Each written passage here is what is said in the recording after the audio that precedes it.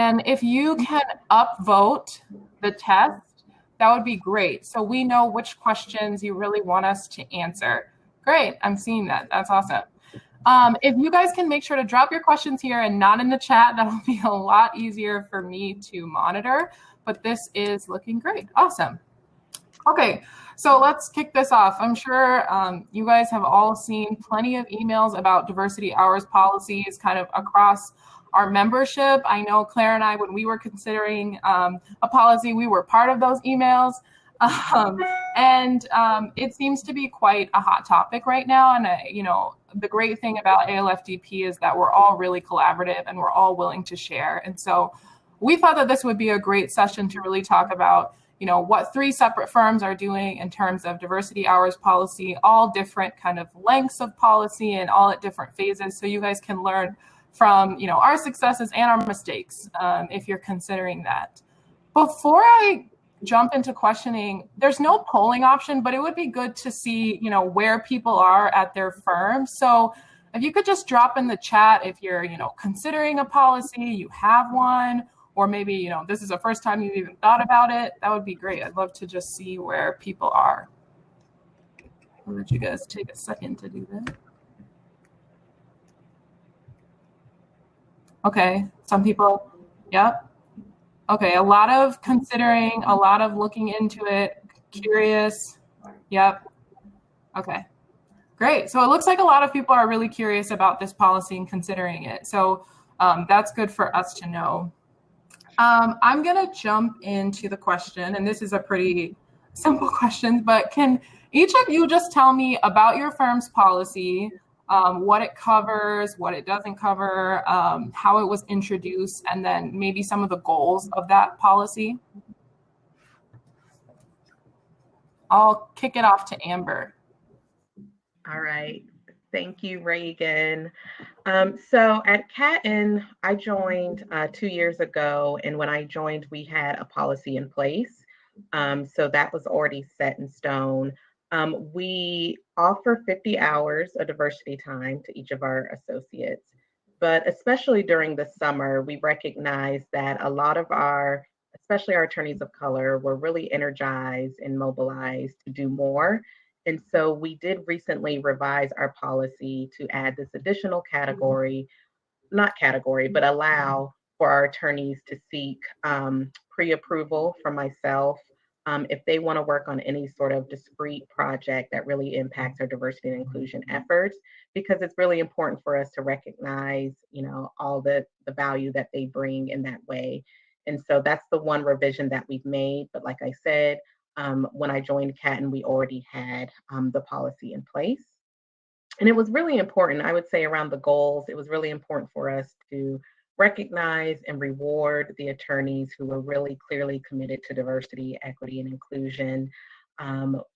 We, you know, educated our leadership around the extra burden that our diverse attorneys often undertake in these efforts. And so it was really important for us to do that. That was really a big driver behind putting the policy in place.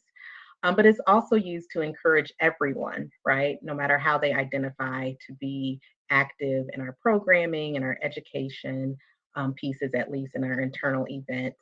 And we wanted a way to really track the participation, right? We know just being in this role, I know who the, you know, common people who are participating and adding value from a diversity and inclusion perspective. But by adding and providing this billable number, we're also able to track that better over time to understand, you know, who's really participating. Great, thank you. Claire, do you want to jump in next? Thanks, Raegan. So at Dorsey, we implemented our diversity hours policy a little bit over a year ago now, the summer of 2019. And similar to what Amber was saying, we were really incentivized to, you know, just recognize our attorneys who had been doing this work already and make sure they got credit for it. And that was, you know, formally recognized by the firm and, you know, would count the time towards their billable hours requirement. So we also count 50 hours of diversity time towards an associate's billable hours requirement. And our partners and other attorneys receive credit as well. It's slightly different for those groups. But that is the number we use. And then just in terms of what our policy covers exactly, it's really meant to focus on, kind of the activities that were already taking place. So some of the D&I education, both attending events and maybe being part of, planning or presenting at events. It was also designed to cover diversity and inclusion committee meetings and attendance at resource group meetings, as well as serving in a leadership role for a local or national affinity bar association. We also count time that's spent on diversity recruiting specific activities. So we would not, for example, count if an attorney were to interview an attorney just for any old position that, that individual just happened to be diverse, that would not count. But if the attorney maybe went to a specific, recruiting career fair, maybe the Lavender Law Career Fair or the Minnesota Minority Recruitment Conference, that time would count under our policy. And similarly, time spent in diversity mentoring programs for both the mentor and the mentee. If it's kind of a diversity focused program, like we have a diversity advisor program at Dorsey, that would count. But maybe if somebody just happened to be mentoring a diverse attorney in their practice group or something like that, that does not count, just because we assume that all of our partners and attorneys should be participating in mentoring, in recruiting, that sort of thing. And the last category that we also count at Dorsey is participating in client-facing diversity events. So that might be trainings or educational programs, that sort of thing. Our main goal was, again, to recognize those attorneys who are already doing a lot of this work, but also to really encourage others to get involved and just from the start, just have a variety of ways that people could really plug in and get involved. Thank you. And Claire, you answered one of the questions already in the Q&A about specifically listing out what's in the policy. So that's great. Jatan, do you want to cover your policy a bit and then talk about, your goals? Sure. So very similar to the other presenters, panelists rather, Hush Blackwell has a very similar policy in terms of D&I billable hours. We previously allowed hours simply for people that were involved in the diversity and inclusion upper level management. So it would have been partners who were on the executive committee that also served on the DEI committee or the DEI council, and those hours were up to maybe 25, but we didn't have anything in place for associates. So very recently, although it had been in the works for quite a while, but very recently we were able to adopt a policy for our associates that caps at 50 hours. It also includes events similar to those that were mentioned previously by the other panelists, whether it's involved in law student recruiting activities, mentoring, affinity group presentation, presenting at affinity groups, or even spending time in the affinity group meetings, anything that involved outside affinity bar associations and things of that nature. It is still being developed in a way that once we move further into the policy kind of being known, because it's still kind of rolling out, we'll be able to then better streamline what kind of activities will qualify as the 50 billable hours. But so far, the goal has been, of course, to not overtax our attorneys, understanding that our diverse attorneys are used in a myriad of ways, but we wanted to make certain that they were not being dinged for their time, and wanted to make certain that we understood the value that they bring to the firm on the diversity front as well. So that was one of the main goals, recognizing that billable hours are valuable, not just for our partners, but especially for our associates. So that's one of the goals. So did I answer that? Yeah, you answered that perfectly. Thanks so much. Good. I think this is a question for Claire and Jatan. When you guys were kind of proposing this policy, how did you secure your buy-in from your firm's leadership, and what was that process like for you? And Amber, feel free to jump in too. I know you had the policy in place when you joined. Yeah, I'll maybe jump in, but yeah, Amber and Jatan, please join as well. So at Dorsey, we were actually really lucky because when we were starting to think about implementing this policy, we knew that our managing partner had already heard about this idea from one of our associates who'd kind of raised it. And so, luckily our managing partner was, familiar with it and supportive of it. And so for us, it was mainly a matter of just kind of putting an actual proposal together and laying out how it would work and talking through the number of hours that we wanted to include in the policy. So we were really lucky in that regard. But I think, just in terms of firms that are maybe thinking about implementing a policy, if it's not already being discussed, maybe it's not on your leaders' radars, I would say that, it's really helpful just to, anchor in the data and make sure you're pulling together all the information on the time that, attorneys at your firm are already dedicating to diversity and, looking through what exactly that time is. Hopefully the time is already getting recorded to maybe a non-billable account, so you can take a look at the notes in terms of where people are spending their time, and you can talk about the value that those activities already bring to the firm. And then I think it's also really helpful, obviously attending a session like this and the ALFDP listserv and just kind of gathering data on what other firms are doing and kind of, using that to make the case that, your competitor firms are having these policies in place, and, you would want to consider that as well, just to, again, recognize the time that your attorneys are already putting in and hopefully get more people involved. So again, one of the benefits of going last is that the speakers before you typically say everything that you were going to say. So I thank you for doing that. But in addition, because we already had things in place for our partners that were on the committee, I think that helped for those that were pushing for the associate billable credit to have a greater platform, because the associates are really at the lower echelon in terms of their status at the firm. They're trying to build their careers, and being able to meet their billables is, of course, critical to their success. And if we can offer it for the partners, why can't we offer it for the associates? And so I think that helps to also push.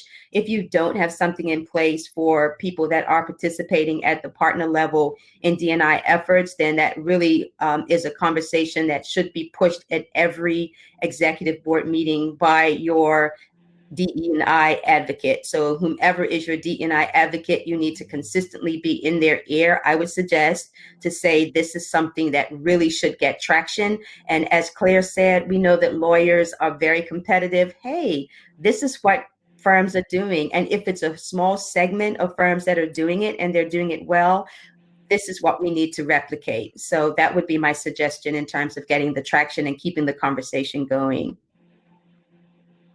Great. I'm going to actually jump to some of the questions in the chat because they're directly related to what we're talking about. One of the questions is really, how did your firms distinguish pro bono versus diversity hours? Do you have, separate hours for diversity and separate hours for pro bono? And how does that work? So if a couple of you want to take this and talk about that, that would be great. I can jump in. So at Catton, we do provide, so we have the bucket of diversity hours at 50, and then we have a bucket of pro bono hours set at 100 for associates. And again, associates are able to go over that number. They do need pre-approval from our pro bono partner and their leaders. So if there, is an opportunity for them to take on another case, or a case that they're working on extends beyond that 100 hours, there is an opportunity there. But and how we separate that is really, the diversity and inclusion hours are related to all of the activities that Claire and Jatan outlined before, but it's really, focused internally, one, right, in alignment with our diversity and inclusion goals. So it's related to our goals in terms of educating our attorneys, so if you're participating in the programming around that, it's related to mentoring, our diversity mentoring program. So we participate in the LCLD 1L mentoring program. And so if, someone is participating in that, of course, those hours would be there. So it's really aligned to the diversity and inclusion goals that are internally focused, as well as aligned to professional, I would say the professional development aspect of an attorney from a D&I lens, right? So as Claire and Jatan said, if someone is serving in a role for one of those affinity external organizations, right, we understand that that is providing them some professional development aspect, as well as providing visibility for the firm, frankly, and relationship building and all of that. So that would also be included within our 50-hour bucket. And pro bono is just what it says, right? It's in representing a client externally. And that may intersect with social justice or racial justice, and that's great, but that doesn't mean that it's put into that that bucket that's really focused on the internal piece of the law firm, or even diversity and inclusion across the wider legal industry. And I also saw a question about the max hours under the additional pre-approval. So, like I said, this is a recent revision, and currently, as the policy is written, there's no max. I've been asked by leadership to really just use my discretion in that area. So we'll see how that works. But we currently don't have a max for the pre-approval under the diversity bucket. Awesome. Claire, I wanna jump. A lot of questions really about kind of details about the policy. So I want to get that, and then we're gonna jump to some of the next questions. But Claire, somebody asked specifically if you're able to describe what the distinction between how the hours kind of work for partners versus associates is, if you're happy to cover that. Yeah, I'd be happy to share that. So at Dorsey, we give the 50 hours of billable credit for associates. So it's just a 1-for-1, the diversity hour translates over to a billable hour for purposes of, meeting the hours requirement, bonus consideration. For partners, it's a little bit different in that the 50 hours of diversity time just counts towards the all-in requirement. So it's not exactly replacing a billable hour, but does count towards, the overall number that partners are trying to hit. And then for our other attorneys, like for example, of counsel, staff attorney, senior attorney, those individuals have, individually negotiated agreements with our firm. So we don't really have a standard. And so every situation's a little bit different. Somebody might be very part-time and, so it might not make sense to have them get pro bono credit or diversity time. It just really depends. I would say that the individuals in those kind of other attorney roles that are full-time tend to get the same credit. It might be adjusted slightly if they have a slightly lower billable hours requirement than our standard, but that's how it works at Dorsey, at least. I'm gonna hop into our next question because I think this is good. And what were some of the unexpected challenges with this policy, and what were some of the unexpected benefits that you experienced? I'll pass it up to whoever wants to go first. I would say one of the I was fortunate in that I'm similar to some others. I've been with Hush Blackwell for just over a year. So what was fortunate for me is that things were already in the works when I came in this role. And keep in mind, I'm a diversity and inclusion manager. So at the directorship level or director level and higher leadership, some of the conversations were already taking place.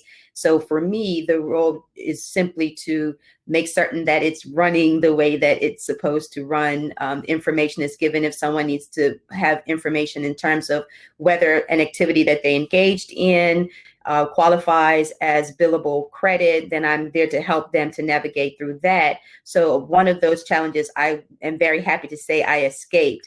In terms of the benefits, it is very much a great tool for rewarding people who are already doing the work. And it's also a great tool to encourage people to be involved in doing the work.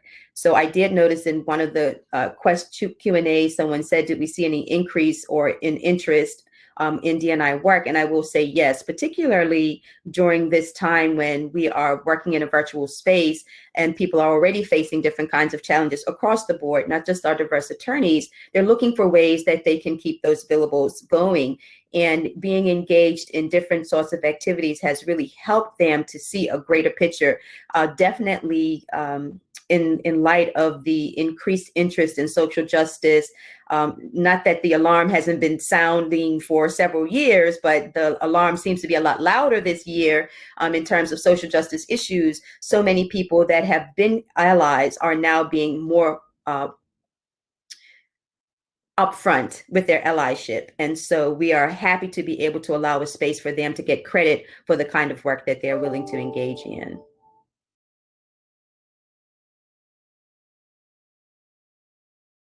Anybody else? I can just add, so in terms of unexpected challenges, I would say that, I don't know, we implemented our policy in a pretty short time frame. And so I think, we did not anticipate fully how many questions we would receive, Raegan specifically, when we rolled out our policy. And so I think even though we tried to be very clear about what was included, I think anyone considering this should definitely, think as granularly as you can and just really draw out specific examples so that people know exactly what time would count and what wouldn't. Because Raegan fielded tons of questions when this first started. So keep that in mind, maybe, just the timing of when you would launch your policy and making sure you're going to be available to answer questions for the few weeks afterwards. And then another challenge we had, as I said, we launched our program last summer. So it had been something we were discussing for a few months, and we knew that several of our attorneys, our diversity attorneys especially, had been doing lots of great work already that year. And so we thought it would be a great idea to have the policy be retroactive to January 1 and give them credit for all the time they'd already put in that year. But that ended up being a little bit of a disaster because we had so many attorneys coming to us and saying, oh, by the way, I did this thing back in March. I billed it to this other account, but now I want to move it over to diversity because, I can get credit for it. So that is something that I would definitely avoid. If you're going to implement a policy, have it, implemented, ideally at the start of a fiscal year. I think that would be probably cleanest, but if that's not possible, just at least don't have it be retroactive. So those were a couple of challenges. And then just real briefly, the main benefit I'd say is that we just had huge increase in participation across the board. So, we were hoping that would happen and that more people would get involved, but we've just seen exponential growth, and that's been really fantastic. Awesome. I am just going to add to that because I was the one who was receiving all of those emails.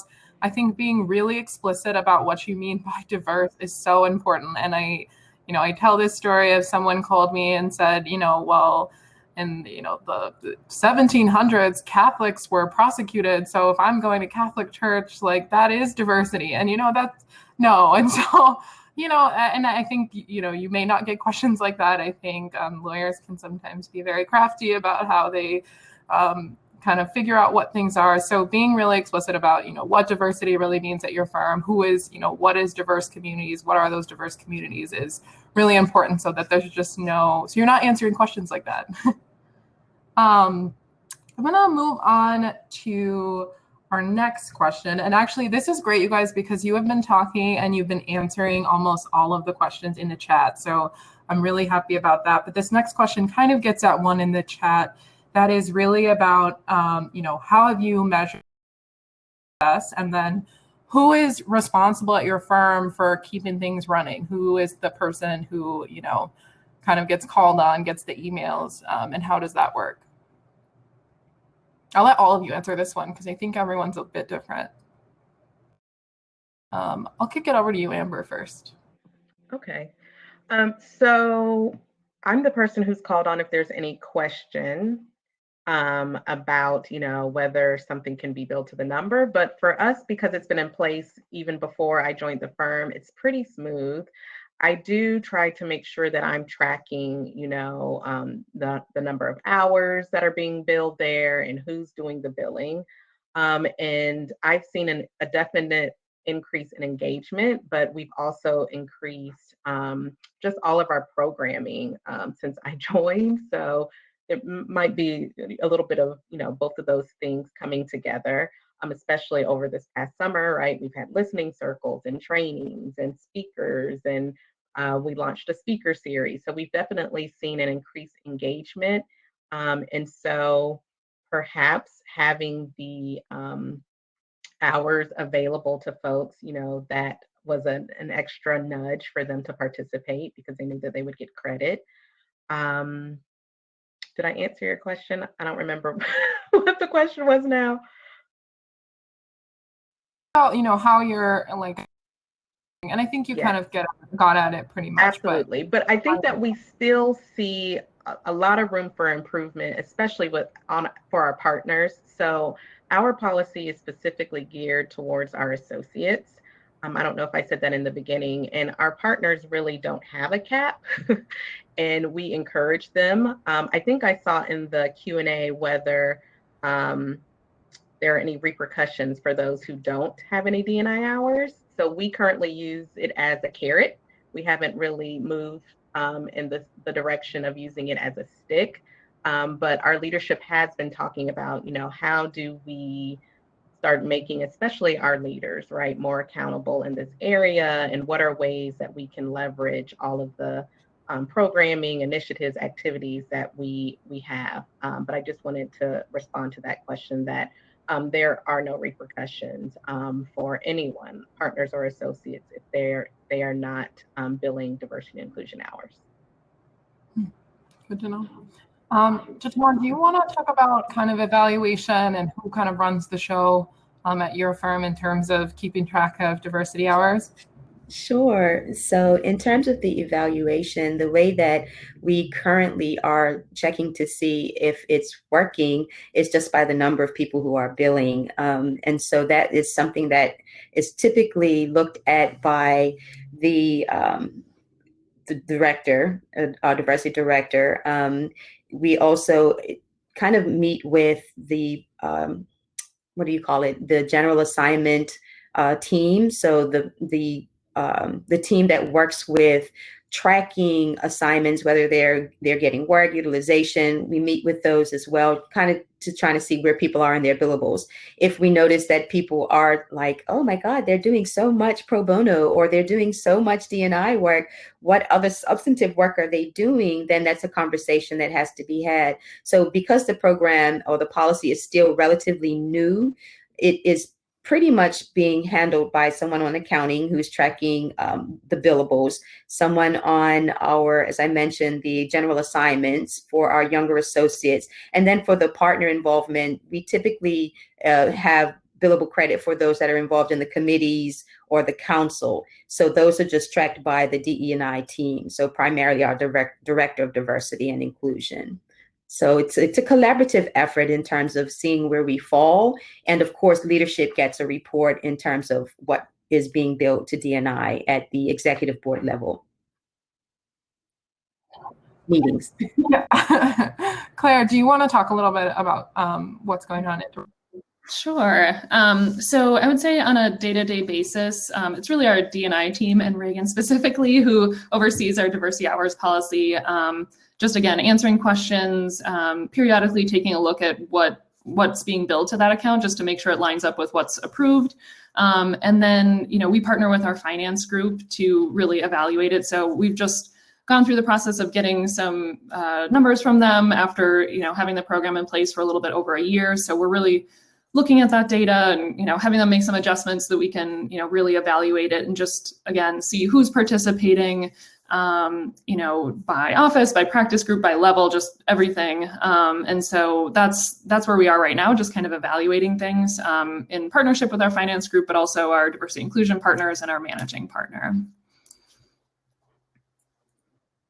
Great. And Kia actually just left a really good comment about what she's doing at ROPE. So if you're able to check in the chat, you can kind of see that's another example, and we can all kind of learn from each other.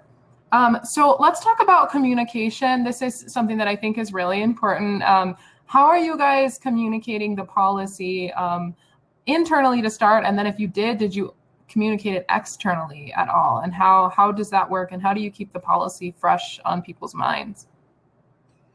I'll let Claire go. I'm going to switch it up a little bit. I'm going by the squares, but I'm going to switch it up. Claire, you can go first. Sounds good. So when we first launched the policy, of course, we start with our internal communication. So that included for us emails to the different attorney categories, just because the policy was slightly different based on the group of attorneys. We made sure to include their legal administrative assistant on those messages, since those people would be helping to enter their time and make sure their time was billed correctly.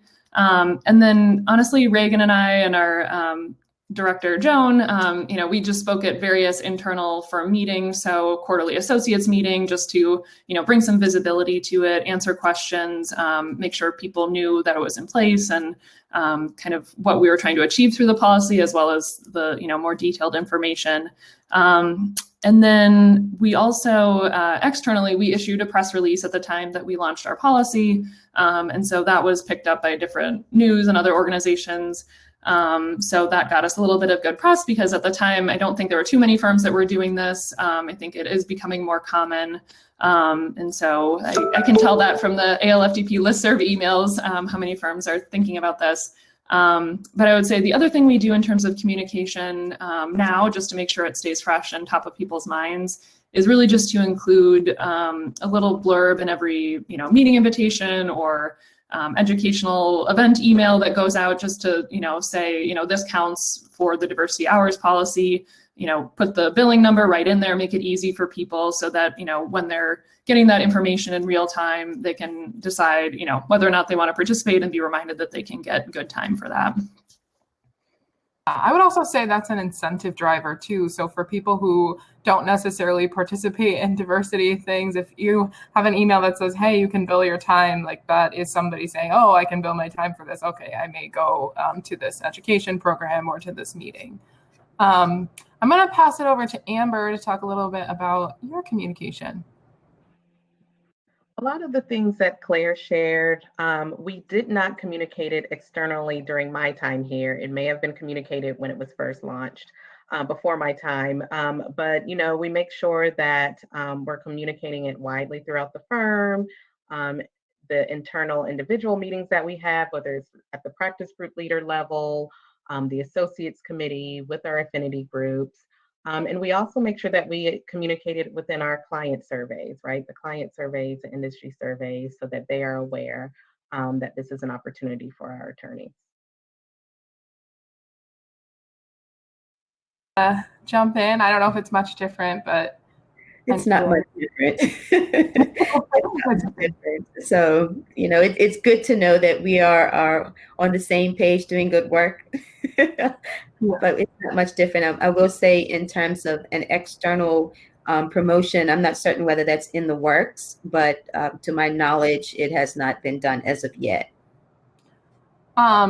Great. This is kind of a little bit more about the policy. And I actually have this question, and somebody put it in the chat too, a little bit different, but have you guys considered or thought about, staff also kind of getting diversity hours, or how are you incentivizing staff to be involved in diversity? And do you guys have the policy for non-attorney timekeepers? So, our paralegals and things like that, are they getting hours? I'm going to open it up to anybody who wants to answer. Jump in. So at Dorsey, we do not officially give credit to staff members or non-attorney timekeepers. Our paralegals, for example, just the billable hours expectation is a bit different for them versus our attorneys. So it's a little bit more of a guideline versus a requirement or expectation. So it has been discussed, but honestly, we really just try and gear our diversity and inclusion programming and events to appeal to staff and attorneys across the board. So we're not doing tons of, necessarily like legal diversity, CLEs.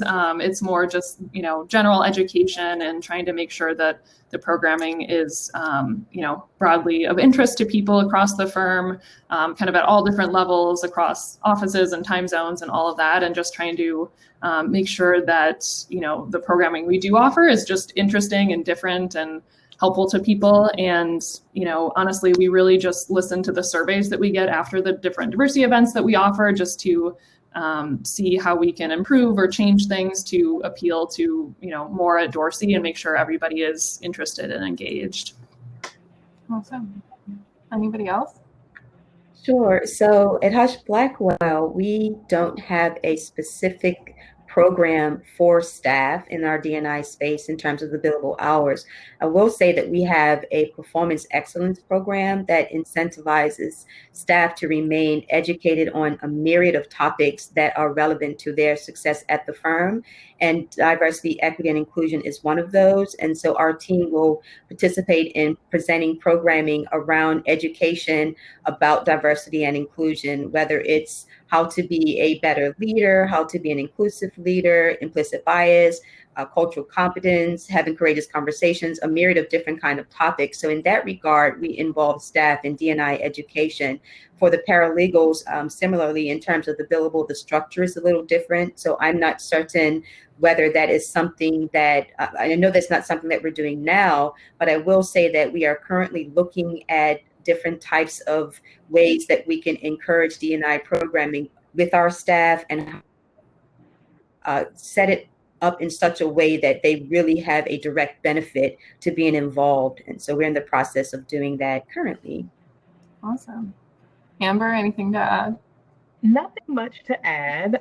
We don't offer any sort of policy for our business professionals, but as Jatan mentioned, diversity and inclusion is a component within our competency framework for our business professionals. And so it's definitely, we're intentional, right, around that education piece for them. When I joined Catton, I was, a part of me joining, the leadership agreed that we would include business professionals more intentionally within our diversity and inclusion efforts. And so this summer, we decided to launch what we're calling these inclusion work groups to really connect more with our business professionals and understand their needs so that we can design diversity and inclusion efforts really, directed at them, because so much of our attention, like I'm sure all of us, is really on our attorneys. So that's something to come. So I don't know what will come out of that. I don't anticipate any policy specific around hours, but I do think that the programming for business professionals will be more robust. Yeah, I would at Dorsey too. One of the things that we really did in the last year was we streamlined kind of all of our diversity and inclusion committees and made sure across all offices that they were open to staff so that we were really getting kind of their input on, what's going on. Also, just top down, we made sure that our managing partner and anybody who was in leadership kind of, set the expectation that it's okay to take an hour at lunch to go to the diversity program, or it's okay to go to some of these other events. And that has really kind of encouraged more participation. And then we also have resource groups dedicated to staff. So we have a couple that are just for staff. And then we have some that are staff and attorneys, which is really just kind of bridge the divide too, I think, between attorneys and staff that we often see. And so those are some of the ways at Dorsey we've kind of encouraged that without using the policy per se.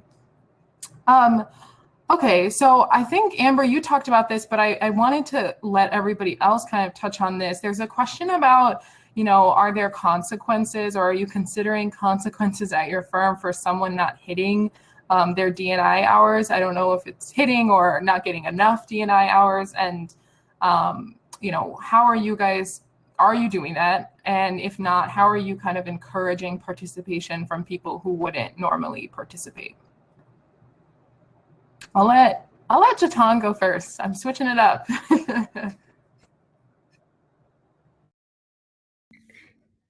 We're still doing the carrot, so no stick. We do know that DE&I is, you have a passion, some have a passion, some have an aversion to it. And so we understand the value of D&I, our firm understands the value of D&I, and our leadership understands the value of D&I. At this juncture, it's the leadership that will make that decision in terms of whether a stick will be involved. So at least for our team as it exists today, we don't approach it that way. We consistently encourage people to be involved in D&I opportunities. We push the D&I billable credit, and we encouraged people to be aware of what is happening at the firm with our diverse attorneys. We encourage allyship, and we make space for people who want to be involved. but we certainly have not taken the position of being, I hate to use the word penal, but to have that kind of approach to being involved in diversity and inclusion. I will say that at the partnership level, there are some perks to being involved in D&I. Of course, clients love to see it. So if you are a client relationship manager or a managing partner and you can say that you were involved in D&I, clients love that. It's nice to be able to say that as a CRM or someone who is responsible for selecting people for your pitch teams on particular client matters, that you are able to have diverse attorneys that are involved in the actual work, and that you solicit and you actively are involved in DE&I activities speaks volumes for you to the client. So we push that as well. But we certainly don't say, oh, well, you didn't do X, Y, N, or Z, bad you, bad you. We do what we can to encourage an environment or culture where people feel as if D&I is important, and to find their place in making certain that it is something that remains relevant and that we accomplish our goals. Yeah. And at Dorsey, we're kind of in the same mode. We're in the carrot mode right now because we just launched the program over a year ago. I think that, that'll be part of the discussion probably as we move forward, because, we do want to be reaching more people and have broad participation. Again, we've seen a huge increase in participation, but there's certain people we're not reaching. So I suspect that we will try, to go with more incentives and more systemic changes that might encourage people to participate. I know we were kind of speaking about staff earlier, and for our attorneys, they have diversity goals that are already built into their annual evaluation process. So that, that's one systemic thing that kind of prompts people to get involved and consider how and when they're participating in the D&I space. But that doesn't exist for our staff right now. And so that's one thing that we identified as, maybe a way to kind of encourage more people so that, at least once a year they have to talk to their manager about how they've been involved. And so I think we will probably consider those more systemic and process prompts for people at this point. I don't know that we will be penalizing anyone at this point, but I think that's something we will definitely consider. And Raegan, feel free to add anything else there. No, I don't think there's anything to add. I think we're not we're definitely at the carrot phase too. And I don't think we'll ever, like Claire said, I don't think we'll ever get to the stick phase, because I don't think that's what we're trying to do. I think we're really trying to incentivize people to get involved. And like Claire said before, we had such an increase in participation in hours. I think it was like 300% over a year. We saw the hours increase, and really looking at what people were billing, like they were billing to, a lot of our internal events, and really our culture shifted. So I don't think we're at the place where we feel like we need to do that, because the policy sort of did its job, if that makes sense. And beyond the policy, really, I think it gave, and Jatan was saying this, right now is the time where everyone's kind of like, I want to do something. And so if you can really leverage that with your leaders and have them set the example first, you won't really have to. So our managing partner shows up to everything. I mean, he's at everything. So our associates know, if I go to this, I'm going to see the managing partner. I'm going to maybe talk to him, whatever that is. And so making sure that people show up and are there is going to be the best kind of incentive and driver that you can do, that can happen. So Amber, I don't know if you have you kind of talked about it already, but if you have anything else to add to that. No. Oh, and I know you gave Kia a shout out, but I loved her comment about having an hour's expectation. So I'm definitely going to take that back to my team, because I feel like that's still in that carrot category. Yeah, great. Yes, having an expectation. One of the other things Kia talked about, and I don't think we touched on, but it looks like they have an activity guide that kind of lists out, what are the different things you can do. Does anybody else have that, or have that like in a really accessible place, or is there a place your attorneys can go to kind of learn more about the policy easily? No, but we will. They come to us typically, and so I love that. I read that comment, and if you see me looking, I'm writing down as typically, I'm stealing ALFDP ideas, but I think that's fantastic because it is something that is a quick reference, and it's clearer. It'll help for people to shape what is eligible and what is not. So I think that will help us to avoid those Catholic questions. Yes, I hope you don't get that.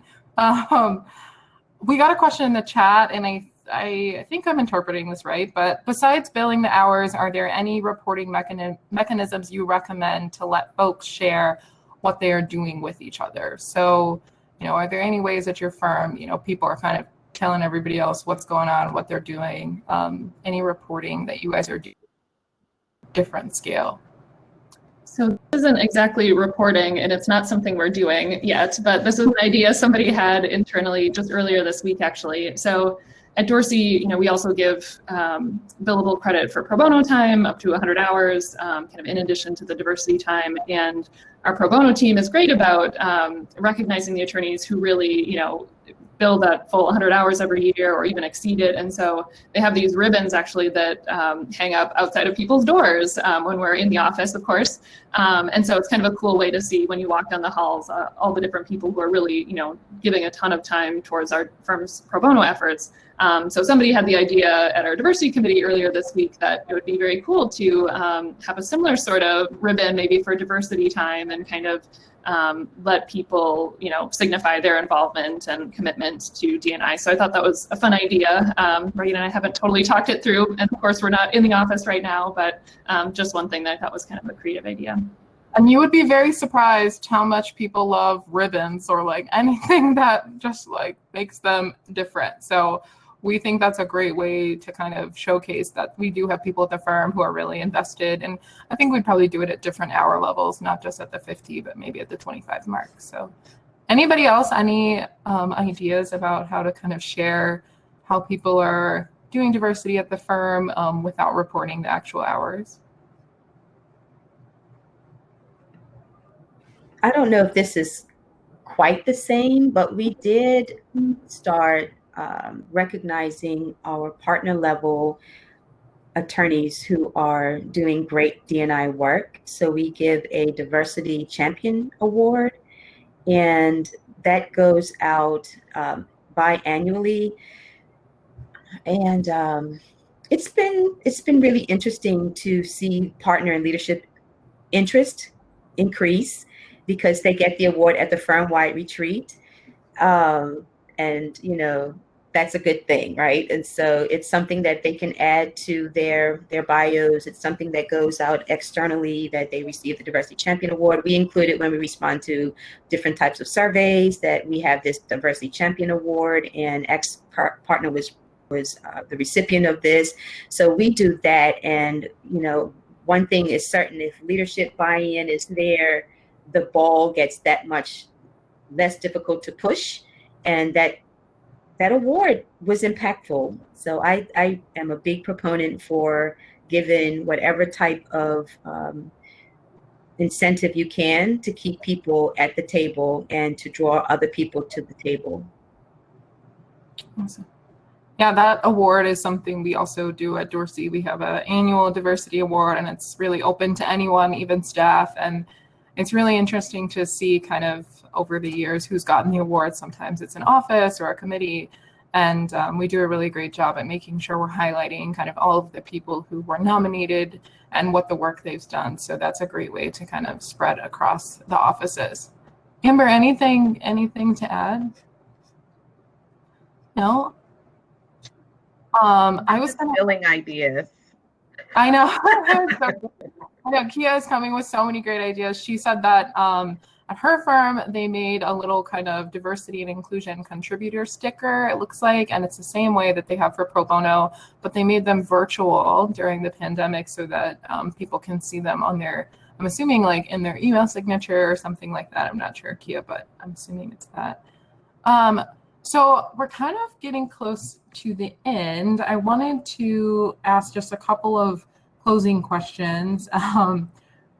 What changes are you guys considering or thinking about to the policy, if you are considering any at all, after kind of going through it for a year or however it is. I know, Amber, you talked about your change a little bit.